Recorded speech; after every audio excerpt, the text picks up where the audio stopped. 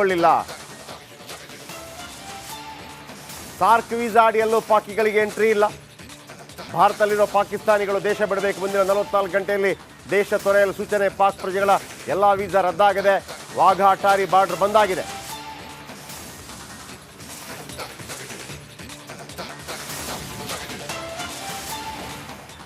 ಮೊದಲನೇದಾಗಿ ಪಾಕಿನ ವೀಸಾ ರದ್ದು. ಯಾರೆಲ್ಲ ಭಾರತದಲ್ಲಿದ್ದಾರೆ ಪಾಕಿಸ್ತಾನಿಗಳಿದ್ದಾರೆ ವಾಪಸ್ ಹೋಗಬೇಕು 48 ಗಂಟೆಯಲ್ಲಿ.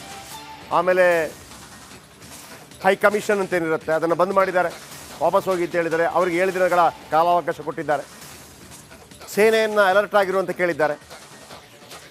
ಆಮೇಲೆ ಪಾಕಿಸ್ತಾನದಲ್ಲಿರುವಂಥ ಭಾರತ ಹೈಕಮಿಷನ್ ವಾಪಸ್ ಕರೀತಾ ಇದ್ದಾರೆ. ಅವ್ರನ್ನ ಬಂದ್ಬಿಡಿ ಅಂತೇಳಿ ಬಂದ್ ಮಾಡ್ತಾ ಇದ್ದಾರೆ. ಅಲ್ಲಿ ವಾಘಾ ಅಟಾರಿ ಬಾರ್ಡರ್ ಬಂದಾಗಿದೆ. ಆಮೇಲೆ ಸಿಂಧೂ ನದಿ ನೀರು ಒಪ್ಪಂದ, ಅದರ ಬಗ್ಗೆ ಸಾಕಷ್ಟು ಕುತೂಹಲಗಳಿದೆ. ನಾಳೆ ಸರ್ವಪಕ್ಷ ಸಭೆ ನಡೆಯುತ್ತೆ. ನೋಡೋಣ ಏನಾಗುತ್ತೆ ಅಂತ.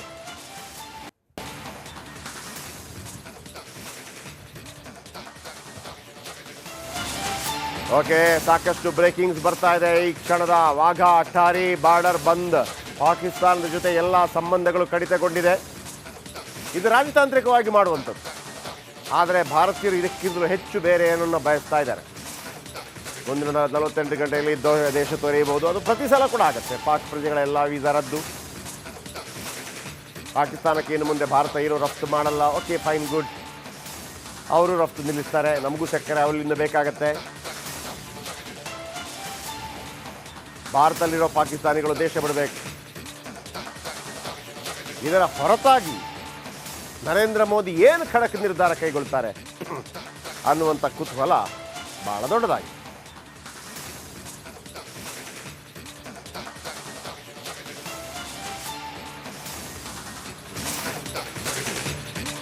ಎಲ್ಲ ಸಂಬಂಧಗಳನ್ನು ಕಡಿತಗೊಳಿಸುವ ನಿರ್ಧಾರಕ್ಕೆ ಕೇಂದ್ರ ಸರ್ಕಾರ ಬಂದಿದೆ. ಇದು ಈ ಹಿಂದೆನೂ ಅನೇಕ ಬಾರಿ ಆಗಿತ್ತು. ಪಾಕಿಸ್ತಾನಕ್ಕೆ ಭಾರತ ರಫ್ತು ಯಾವುದು ಮಾಡಲ್ಲ ಅಂತ ಹೇಳಿದಾಗ ಅಲ್ಲಿಂದಲೂ ಕೂಡ ಅನೇಕ ಐಟಮ್ಸ್ಗಳು ನಮಗೆ ಬರುತ್ತೆ. ಗೋಧಿಯಿಂದ ಹಿಡಿದು ಸಕ್ಕರೆ, ನಮ್ಮ ಕೋಲಾರದ ಟೊಮೆಟೊ ಹೋಗುತ್ತೆ ಪಾಕಿಸ್ತಾನಕ್ಕೆ.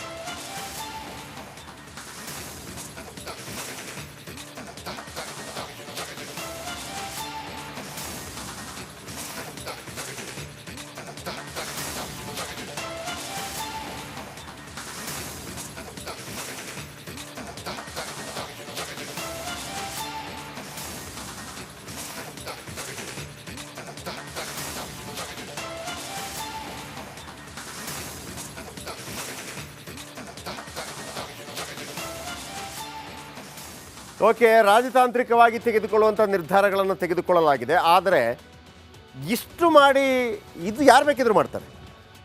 ಇಂಥ ನಿರ್ಧಾರ ಕೈಗೊಳ್ಳೋದಕ್ಕೆ ಪ್ರತಿ ಸಂದರ್ಭ ಈ ಮುಂಬೈ ಅಟ್ಯಾಕ್ ಆದಾಗಲೂ ಇದನ್ನು ತಗೊಂಡಿದ್ರು. ಆದರೆ 28 ಜನ ಭಾರತೀಯರನ್ನು ಧರ್ಮ ಕೇಳಿ ಹೊಡೆದ್ರಲ್ಲ, ಗಂಡಸರನ್ನೇ ಹೊಡೆದ್ರಲ್ಲ, ಮೋದಿಗೋಗಿ ಹೇಳುವಂದ್ರಲ್ಲ, ಅದನ್ನು ಬಯಸ್ತಾ ಇದೆ ಭಾರತ.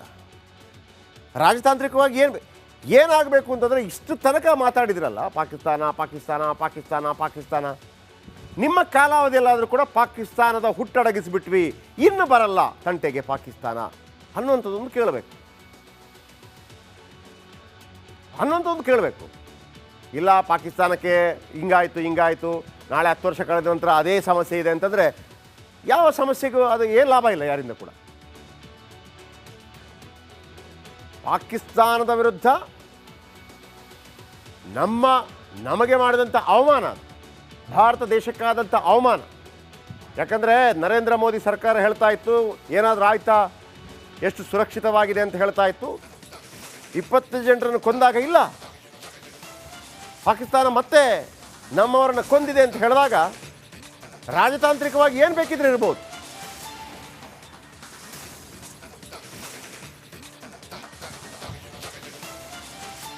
ಯಾಕಂದರೆ ಪಾಕಿಸ್ತಾನಕ್ಕೆ ಈ ರೀತಿಯ ರಾಜತಾಂತ್ರಿಕ ಸಂಬಂಧಗಳು ಕಡಿತಗಳಾದಾಗ ಬೇರೆ ಬೇರೆ ರಾಷ್ಟ್ರಗಳು ಕೂಡ ಹೆಲ್ಪಿಗೆ ಬರುತ್ತಲ್ವ, ಅವ್ರಿಗೂ ಕೂಡ ಭಾರತ ಬೆಳೀಬಾರ್ದು ಅಂತಿರುತ್ತೆ.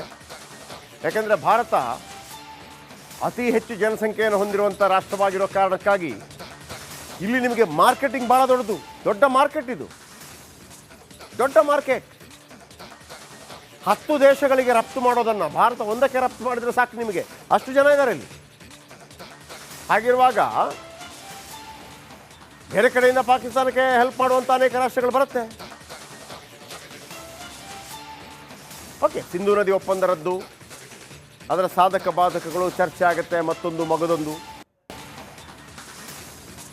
28 ಜನರನ್ನು ಕೊಂದು ಹಾಕಿದ್ರಲ್ವಾ 10 ನಿಮಿಷದ ಅವಧಿಯಲ್ಲಿ. ಒಂದು ತಲೆಗೆ 10 ತಲೆ ಅಂತ ಹೇಳ್ತಾ ಇದ್ರಲ್ವಾ, ಅದಕ್ಕೇನು?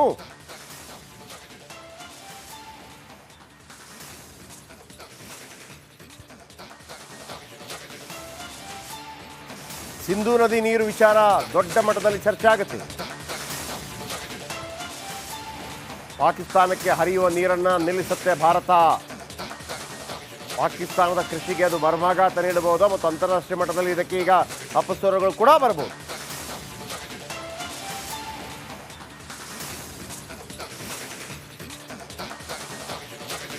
ಡಿಪ್ಲೊಮ್ಯಾಟಿಕ್ ಸ್ಟ್ರೈಕ್ ಮತ್ತು ಮಿಲಿಟರಿ ಸ್ಟ್ರೈಕ್. ಆದರೆ ಹೆಚ್ಚಿನ ನಿರೀಕ್ಷೆ ಇರೋದು ಮಿಲಿಟರಿ ಸ್ಟ್ರೈಕ್. ಏನು ಡಿಪ್ಲೊಮ್ಯಾಟಿಕ್ ಸ್ಟ್ರೈಕ್ ಯಾರು ಬೇಕಿದ್ರು ಮಾಡ್ಬೋದು, ಮಿಲಿಟರಿ ಸ್ಟ್ರೈಕ್ ಏನು? ಈಗ ಡಿಪ್ಲೊಮ್ಯಾಟಿಕ್ ಸ್ಟ್ರೈಕಲ್ಲಿ ಮರ್ಮಾಘಾತ ನಿಜ, ಆದರೆ ಸೇನಾ ಸ್ಟ್ರೈಕಲ್ಲಿ ಮುಟ್ಟಿ ನೋಡ್ಕೊಳ್ಳೋದು ಅಂತಾರಲ್ಲ, ಅದು ಬೇಕಲ್ವಾ? ವಾಘಾ ಅಟ್ಟಾರಿ, ಪಾಕಿಸ್ತಾನದ ರಾಜತಾಂತ್ರಿಕರು ಭಾರತ ತೊರೆಯಬೇಕು, ಇಲ್ಲಿ ಬಂದ್ ಮಾಡಲಾಗತ್ತೆ, ಹೈಕಮಿಷನ್ ಬಂದಾಗತ್ತೆ.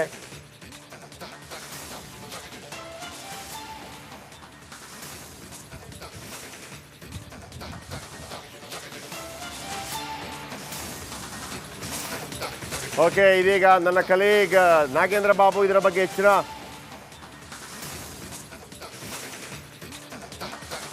ಸಿಂಧೂ ನದಿ ಒಪ್ಪಂದಕ್ಕೆ ರಾಜತಾಂತ್ರಿಕ ಶಾಕ್, ಮತ್ತೊಂದು ಸೇನಾ ಶಾಕ್. ಈಗ ನಾಗೇಂದ್ರ ಬಾಬು ಜೊತೆ ನೇರ ಸಂಪರ್ಕ. ನಾಗೇಂದ್ರ ಬಾಬು, ರಾಜತಾಂತ್ರಿಕವಾಗಿ ಒಂದು ನಿರ್ಧಾರಗಳನ್ನು ಕೈಗೊಳ್ತಾರೆ. ಭಾಳ ಮುಖ್ಯವಾಗಿ ನನಗಿಲ್ಲಿ ಕಾಣ್ತಾ ಇರೋದು ಸಿಂಧೂ ನದಿ ಒಪ್ಪಂದಕ್ಕೆ ಬ್ರೇಕ್ ಹಾಕಿರುವಂಥದ್ದು. ಇದು ರಾಜತಾಂತ್ರಿಕ ಒಪ್ಪಂದ, ಬಾಯಾರತ್ತೆ, ಮತ್ತೊಂದಾಗುತ್ತೆ, ಕಷ್ಟ ಆಗುತ್ತೆ. ರಫ್ತು ಇಲ್ಲಿಂದ ನಾವು ನಿಲ್ಲಿಸಿದ್ರೆ ಅಲ್ಲಿಂದ ಬರುವಂಥದ್ದು ಕೂಡ ಹಲವಾರಿದೆ.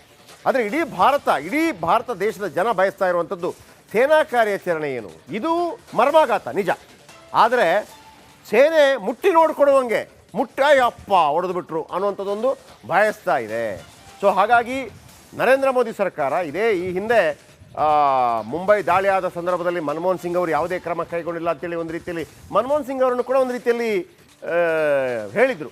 ನರೇಂದ್ರ ಮೋದಿ ಅವರೇ ಹೇಳಿದರು, ಏನು ಪಾಕಿಸ್ತಾನ ನಮ್ಮ ಮೇಲೆ ಅಟ್ಯಾಕ್ ಆದಾಗ ನಾವು ಏನು ಅಮೆರಿಕಕ್ಕೆ ಏನು ಲವ್ ಲೆಟ್ರ್ ಬರೆಯೋದೇನು, ಗುಸ್ಕೆ ಮಾರ್ನ ಅಂತ ಅಂದಿದ್ರು. ಏರಿಯಲ್ ಸ್ಟ್ರೈಕು, ಆಮೇಲೆ ಮತ್ತೊಂದು ಸ್ಟ್ರೈಕು, ಅದರ ಬಗ್ಗೆ ಎಲ್ಲ ಆಯಿತು. ಆದರೆ ಎಡೆಮುರಿ ಕಟ್ಟೋದು ಅಂತ ಇಲ್ಲಿ ತನಕ ಆಗಿಲ್ಲ. ಪಾಕಿಸ್ತಾನ ಇನ್ನೂ ಬರೋದಿಲ್ಲಪ್ಪ, ಭಾರತದ ಸುದ್ದಿಗೆ ಬರೋದಿಲ್ಲ. ಮುಂದಿನ ದಿನಮಾನಗಳು ನಮ್ಗೆ ಅನಿಸ್ಬೇಕಲ್ಲ, ಅವತ್ತು ಹೊಡೆದ್ರಪ್ಪ, ಅದಾದ ನಂತರ ಆಗಿಲ್ಲ ಅಂತೇಳಿ. ಈಗ ಇಂದಿರಾ ಗಾಂಧಿ ಕಾಲದಲ್ಲಿ 1971ನಲ್ಲಿ 90,000 ಯೋಧರು ಈ ಮಂಡಿಯೂರಿ ಸರೆಂಡರ್ ಆದರು. ಮಂಡಿಯೂರಿ ಸರೆಂಡರ್ ಆಗ್ತಾರೆ, ಐತಿಹಾಸಿಕ ಅದು. ಆಮೇಲೆ ಮಂಡಿಯೂರಿ ಸರೆಂಡರ್ ಆದವ್ರನ್ನ ಕೆಲವು ದಿನಗಳಲ್ಲಿ ವಾಪಸ್ ಕೊಡ್ತಾರೆ ಅವರನ್ನು. ಆಗ ಸುದ್ದಿ ಆಗತ್ತೆ ಏನು ಅಂತಂದು. ಯಾಕಂದರೆ ಈ ಯುದ್ಧಕ್ಕಿಂತ ಹೆಚ್ಚಾಗಿ ಸರೆಂಡರ್ ಆದವರನ್ನು ರಕ್ಷಣೆ ಮಾಡೋದು ಭಾಳ ಕಷ್ಟ. ಅವ್ರನ್ನು ಹೊಡೆಯೋಂಗಿಲ್ಲ, ಬಡಿಯೋಂಗಿಲ್ಲ. ಅವರಿಗೆ 3 ಹೊತ್ತು ಊಟ ಕೊಡಬೇಕು, ಎಲ್ಲವೂ ಕೊಡಬೇಕು. ಭಾರತ ಅದಕ್ಕೆ ರೆಡಿ ಇರಲಿಲ್ಲ. ಈಗಲೂ ಒಂದು ಚರ್ಚೆ ಇದೆ, ಅದನ್ನು ಯಾಕೆ ಬಿಟ್ರಿ, ಮತ್ತೊಂದು ಜೈಲಲ್ಲಿ ಇಡಬೇಕಿತ್ತು, ಜಾಗ ಇತ್ತಾ ಇಲ್ಲೋ ಅಂತೇಳಿ. ಅದಕ್ಕಿಂತ ಅಲ್ಲಿದ ನಂತರ ಕೂಡ ಪಾಕಿಸ್ತಾನ ಬುದ್ಧಿ ಕಲಿಯಲಿಲ್ಲ. ಎಷ್ಟೆಲ್ಲ ಅಟ್ಯಾಕ್ ಆಯಿತು. ನರೇಂದ್ರ ಮೋದಿಯವರು ಬಂದಿದ್ದೇ ಪಾಕಿಸ್ತಾನಕ್ಕೆ ಬುದ್ಧಿ ಕಲಿಸ್ತೀನಿ ಅಂತಂದ್ಬಿಟ್ಟು. ಈಗ ಅವಕಾಶ, ರಾಜತಾಂತ್ರಿಕವಾಗಿ ಶಾಕ್, ಅದರ ಜೊತೆಗೆ ಈಗ ಬೇರೆ ಯಾವ ಶಾಕ್, ಭಾರತೀಯರು ಹೊಡೆದ್ರು ನೋಡು ಅಂತ ಹೇಳುವಂಥ ಯಾವ ಶಾಕನ್ನು ಕೊಡೋದಕ್ಕೆ ಸಿದ್ಧತೆಯನ್ನು ಮಾಡ್ಕೊಳ್ತಾ ಇದೆ. ಜಯಪ್ರಕಾಶ್ ಶೆಟ್ಟಿ, ನೋಡಿ, ಈಗ ಪ್ರಮುಖವಾಗಿ ಒಬ್ಬ ವ್ಯಕ್ತಿಯನ್ನ ಬಗ್ಗಿಸ್ಬೇಕು ಅಂತಂದ್ರೆ ಒಂದು ದೈಹಿಕವಾಗಿ ಬಗ್ಗಿಸ್ಬೋದು, ಅದಕ್ಕಿಂತ ಸ್ಟ್ರಾಂಗ್ ಆಗಿ ಅಂತಂದ್ರೆ ಅದು ಮಾನಸಿಕವಾಗಿ ಕುಗ್ಗಿಸುವಂತ ಕೆಲಸ. ಈಗ ಭಾರತ ತೆಗೆದುಕೊಂಡಿರುವಂತ ನಿರ್ಧಾರ ಪಾಕಿಸ್ತಾನವನ್ನ ಮಾನಸಿಕವಾಗಿ ಕುಗ್ಗಿಸುವಂತ ಕೆಲಸ. ಅದಕ್ಕೆ ಬೇಕಾಗಿರುವಂತ ಮೂಲ ಸೌಕರ್ಯಗಳೇನಿದೆಯಲ್ಲ ಅದನ್ನ ಕಡಿವಾಣ ಹಾಕೋದಕ್ಕೆ ಮುಂದಾಗಿದೆ. ಭಾರತದಿಂದ ಹೋಗುವಂತ, ಭಾರತದಲ್ಲಿ ಹುಟ್ಟುವಂತ ಸಿಂಧೂ ನದಿ ಏನಿದೆಯಲ್ಲ ಅದರ ಮೂಲ ಸಿಂಧೂ ನದಿ ಪಾಕಿಸ್ತಾನಕ್ಕೆ ಹೋಗ್ತಾ ಇತ್ತು. ಅದು 1960ರಲ್ಲಿ ಒಪ್ಪಂದ ಕೂಡ ಆಗಿತ್ತು. ವಿಶ್ವ ಬ್ಯಾಂಕ್ನ ಮಧ್ಯಸ್ಥಿಕೆಯಲ್ಲಿ ಆ ಒಂದು ಒಪ್ಪಂದ ಆಗಿತ್ತು. ಈಗ ಸಿಂಧೂ ನದಿಯನ್ನ, ಆ ಒಪ್ಪಂದವನ್ನ ಕಡಿತಗೊಳಿಸಿದ ಈ ಕ್ಷಣದಿಂದ ಈ ಕ್ಷಣದ ಕಡಿತಗೊಳಿಸಿರೋದು ಪಾಕಿಸ್ತಾನ ಇವತ್ತು ಭಿಕ್ಷೆ ಬೇಡುವಂತ ಸ್ಥಿತಿಯಲ್ಲಿದೆ. ಇವತ್ತು ಆ ನೀರು ಕೂಡ ಹೋಗದೆ ಇದ್ರೆ ಕುಡಿಯೋ ನೀರಿಗೂ ಕೂಡ ಸಮಸ್ಯೆಗಳಾಗುತ್ತೆ, ರೈತರಿಗೆ ಸಮಸ್ಯೆ ಆಗುತ್ತೆ, ಕೃಷಿಗೆ ಸಮಸ್ಯೆ ಆಗುತ್ತೆ. ಇದು ಮೊದಲು ತೆಗೆದುಕೊಂಡಂತ ಸ್ಟೆಪ್. ಇದರ ಜೊತೆಗೆ ಮುಂದಿನ 48 ಗಂಟೆಯಲ್ಲಿ ಗಡುವನ್ನ ಕೊಟ್ಟಿರೋದು ಭಾರತದಲ್ಲಿರುವಂತಹ ಪಾಕಿಸ್ತಾನಿಗಳು ಯಾರೇ ಇದ್ರೂ ಕೂಡ ತಕ್ಷಣ ನಿಮ್ಮ ಊರುಗಳಿಗೆ ಹೋಗ್ಬಿಡಿ, ನಿಮ್ಮ ಪಾಕಿಸ್ತಾನಕ್ಕೆ ಹೋಗಿ ಅಂತೇಳಿ ಖಡಕ್ ಎಚ್ಚರಿಕೆಯನ್ನ ಕೊಟ್ಟಿದೆ. ಜೊತೆಗೆ ರಾಜತಾಂತ್ರಿಕ ಅಧಿಕಾರಿಗಳು ಕೂಡ 1 ವಾರ ಗಡುವನ್ನ ಕೊಟ್ಟಿದ್ದು ಎಲ್ಲರೂ ಕೂಡ ನಿಮ್ಮ ಕಚೇರಿನ ಖಾಲಿ ಮಾಡಿಕೊಂಡು ಹೋಗಬೇಕು ಅಂತೇಳಿ ಈಗ ಕೆಲವೇ ಕ್ಷಣಗಳ ಹಿಂದೆ ಅಷ್ಟೇ ಭಾರತ ಸರ್ಕಾರ ಒಂದು ಅನೌನ್ಸ್ ಅನ್ನ ಮಾಡಿ ಅದಕ್ಕೆ ಆದೇಶವನ್ನ ಕೂಡ ಕೊಟ್ಟಿದೆ. ರಾಜತಾಂತ್ರಿಕವಾದಂತ ಎಲ್ಲವನ್ನು ಕೂಡ ಕಡಿತಗೊಳಿಸೋದಕ್ಕೆ ಮುಂದಾಗಿದ್ದು ಇದು ಒಂದು ರೀತಿಯಲ್ಲಿ ರಾಜತಾಂತ್ರಿಕವಾದಂತ ನಡೆಸ್ತಾ ಇರುವಂತಹ ಸ್ಟ್ರೈಕ್ ಅಂದ್ರೂ ಕೂಡ ತಪ್ಪಾಗೋದಿಲ್ಲ. ಕೇವಲ ಏರ್ ಸ್ಟ್ರೈಕ್ ಮಾಡೋದಾಗ್ಲಿ